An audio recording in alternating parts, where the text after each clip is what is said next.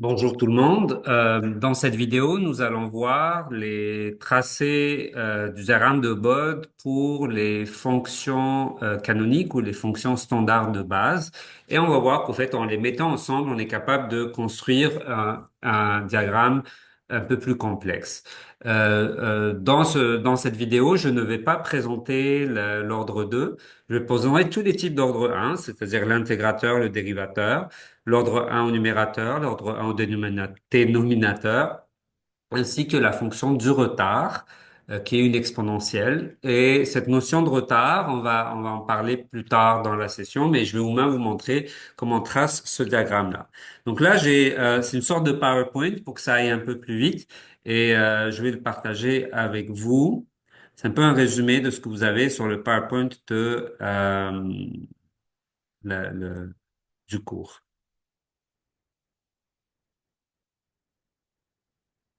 OK. Donc, ce qu'on voit ici, c'est une fonction de transfert. Je vais changer de couleur. Je prends la couleur verte ici. Donc, ici, on a une fonction transfert T de S qui est la multiplication de plusieurs types de fonctions de transfert.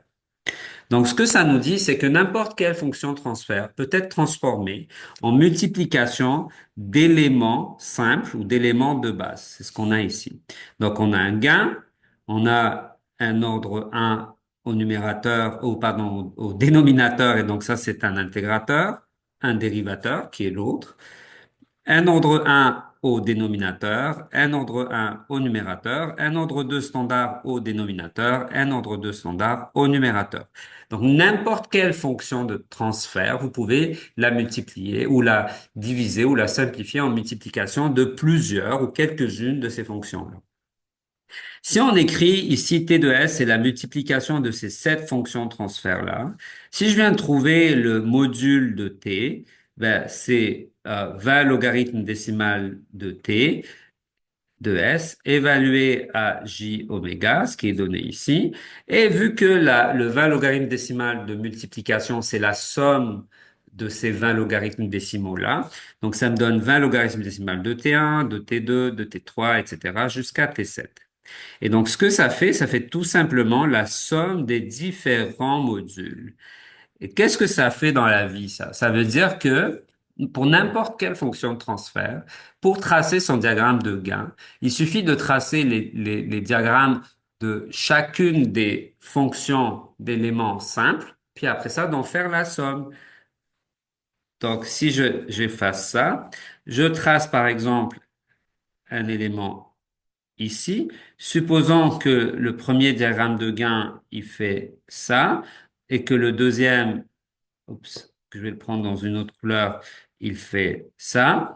Donc à ce moment-là, la combinaison des deux, ben, tant que cette verte-là qui a zéro n'a pas d'influence, ben, celui-là reste le même. Après ça, à ce moment-là, quand lui il va à une influence, ben, la courbe va faire ça. Donc la courbe résultante, ou du moins les deux asymptotes résultantes, c'est cette courbe-là. Donc je viens de sommer ces deux courbes-là.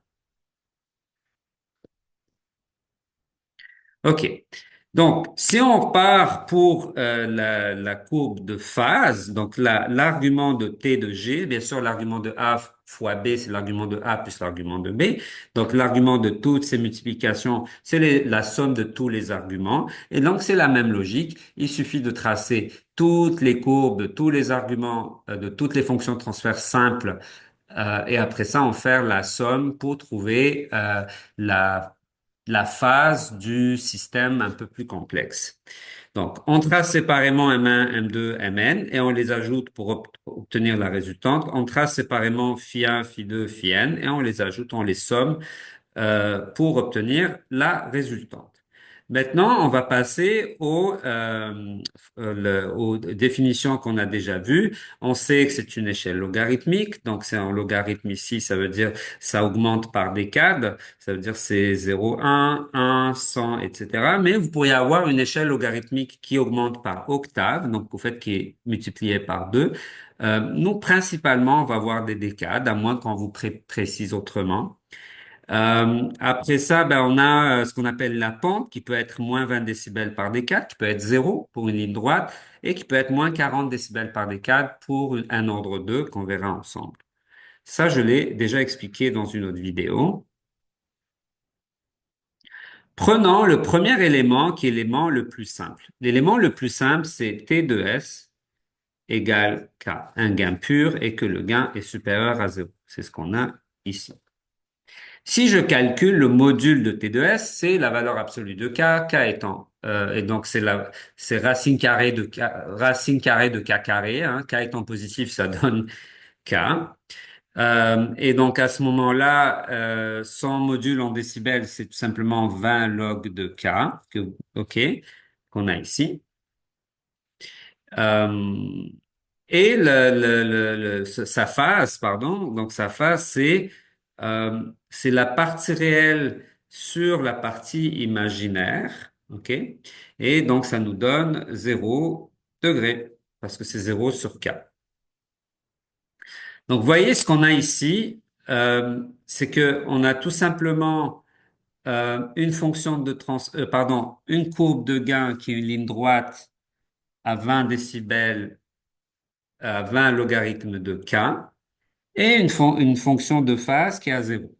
Ça veut dire quoi? Ça veut dire que rajouter un gain positif, alors dépendamment s'il est supérieur à 1 ou inférieur à 1, donc rajouter un gain positif supérieur, rajouter pardon un gain positif à un système, ben ça aura tendance à faire monter le gain, mais n'aura aucune influence sur la phase. Faire monter le gain, ça veut dire quoi? Si par exemple j'avais ces asymptotes-là, puis que je rajoute ce gars-là, ben, cette courbe-là va monter vers le haut et elle va avoir le résultat suivant. Donc, on va dessiner au propre. Supposons que j'avais cette courbe-là. Je lui rajoute le gain rouge. Et donc, ce que ça fait, c'est que ça va la monter vers ici. Et donc, elle va faire ça. Ce que ça va faire aussi, c'est que la fréquence de coupure, au fait, là où vous atteignez 0 décibel, où l'intersection avec le 0 décibel va se déplacer vers la droite, ce qui va rendre le système plus rapide. OK? On va parler ce qu'on appelle les éléments de rapidité des systèmes, mais on en parlera plus tard. Après ça, qu'est-ce qu'on a ici? On a un système d'ordre 1 au dénominateur. En fait, c'est un système de type T de S égale 1 sur taux S. OK? Bien sûr, S étant J oméga. Et donc, ça nous donne taux de J oméga, c'est 1 sur J oméga taux. Hein. Là, on va calculer le gain. C'est 1 sur oméga taux parce qu'au fait, c'est 1 sur racine de oméga taux carré plus 0 carré. Donc, ça donne 1 sur racine oméga taux carré, ça donne 1 sur oméga taux. On va calculer la phase, c'est moins l'argument de J oméga taux parce que c'est l'argument de 1. C'est l'argument de 1 moins l'argument de ça. Et donc, ça donne l'argument de moins l'argument de G oméga tau. Ça donne tangente ou l'arc tangente de la partie imaginaire sur la partie réelle. Donc, c'est oméga tau sur 0 qui est égal à 90 degrés. Et vu qu'on a le moins ici, ça donne moins 90. Donc, on continue. Je vais juste effacer pour mettre ça au propre. Là, ce qu'on a, c'est que on cherche le module, donc en 20 décibels par D4. Donc, le module, c'est 20 logarithmes décimal de ce qu'on a trouvé ici, de 1 sur oméga tau. Et la phase est toujours de moins 90 degrés.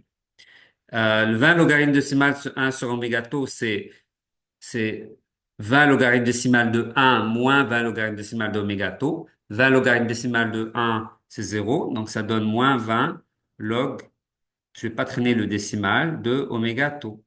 C'est ce que vous avez ici.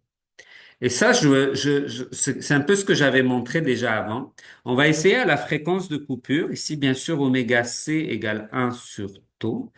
À la fréquence de coupure, donc à la fréquence où les choses se passent, on remplace oméga par un sur tau. Donc, m de oméga qui est ici donne moins 20 logarithme de 1 sur tau fois tau égale 0. Et là, je vois donc, je coupe à 0 à la fréquence de coupure. Oméga égale 10 sur tau, donc 10 fois cette fréquence-là.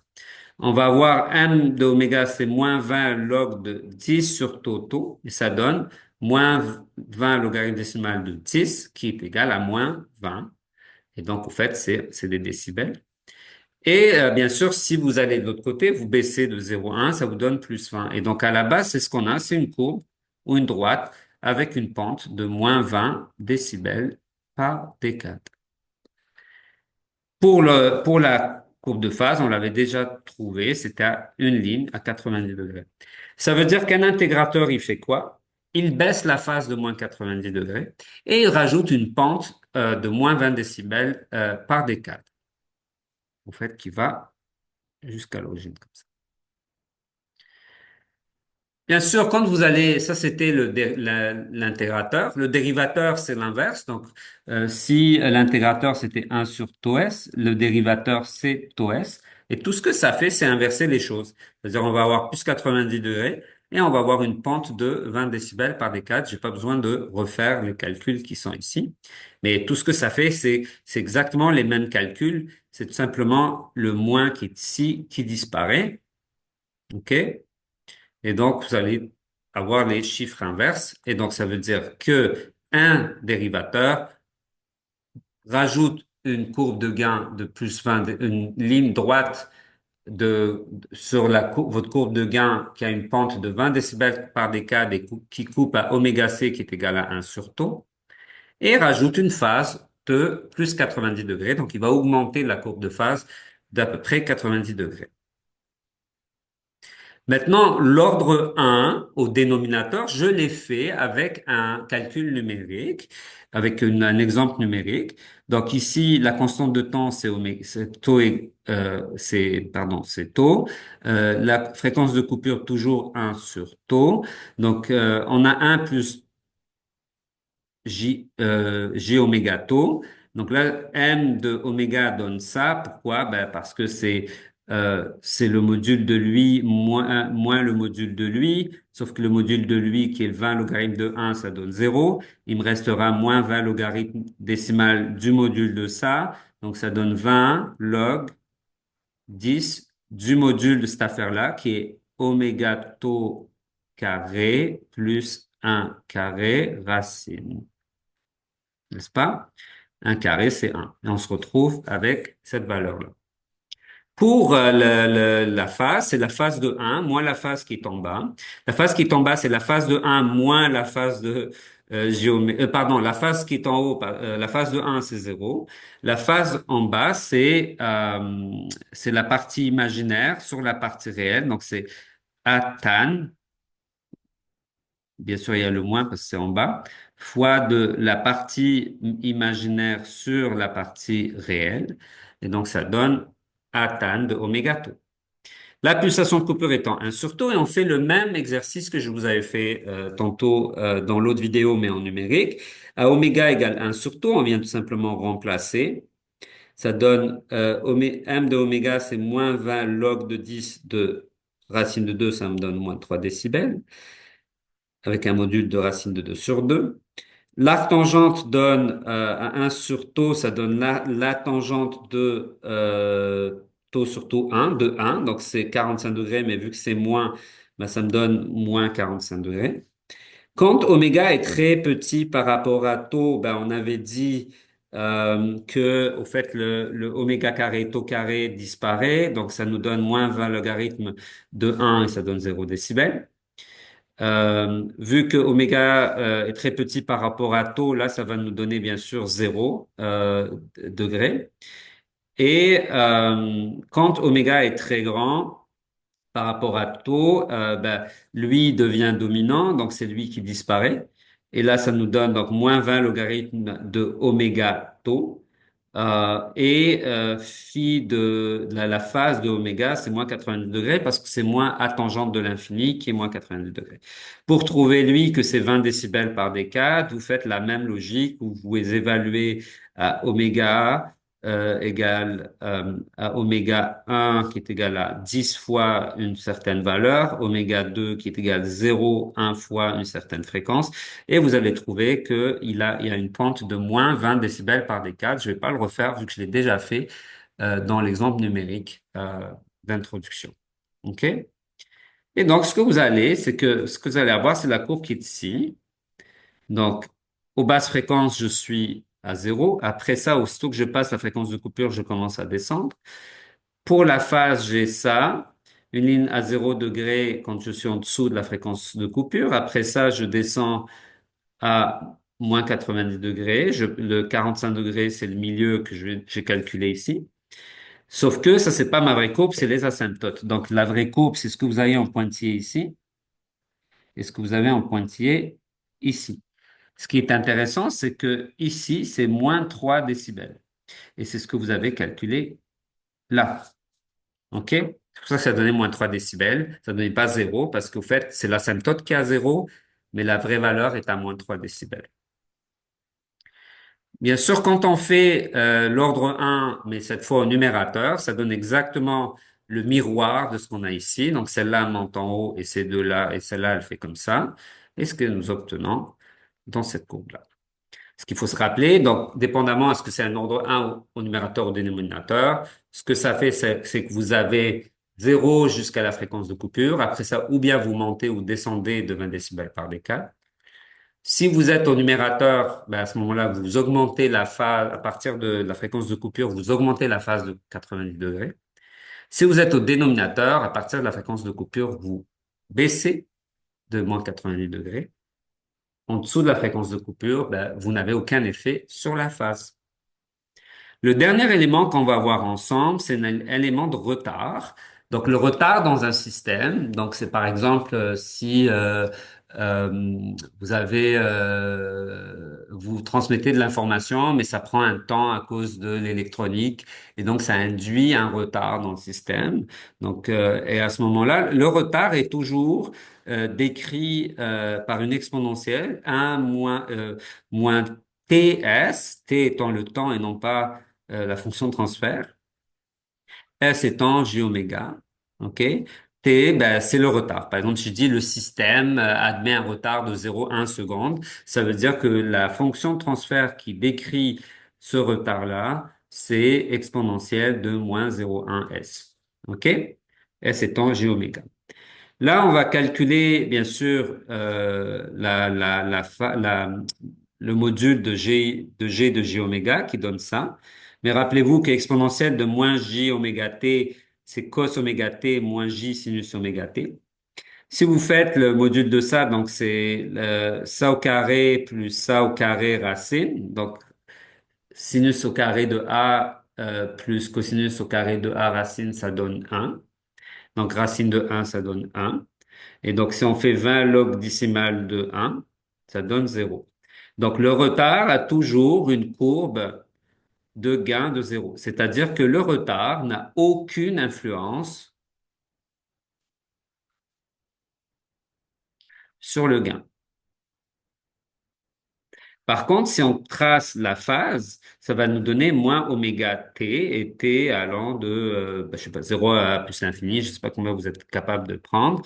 Euh, Ouais, mais généralement, je vais vous dire toujours que le système peut avoir ou a ce type de retard-là, et donc cet élément-là est fixe. Par contre, oméga change. Puis là, vous me direz pourquoi c'est une courbe? Pourquoi c'est pas une droite? Ça devrait être une droite. Mais n'oubliez pas que ici la fréquence est en logarithmique, donc au fait, si vous la tracez, ben, ça vous donne cette courbe-là. Et on voit ici que le retard a très peu d'influence aux basses fréquences et après ça, il vient baisser de façon rapide la phase oups, c'est pas ce que j'ai fait. Donc, c'est ça. Ce que je disais, c'est que le retard a très peu d'influence aux basses fréquences. Après ça, il vient rapidement baisser la phase aux plus hautes fréquences et on verra que ça peut, par exemple, induire de l'instabilité.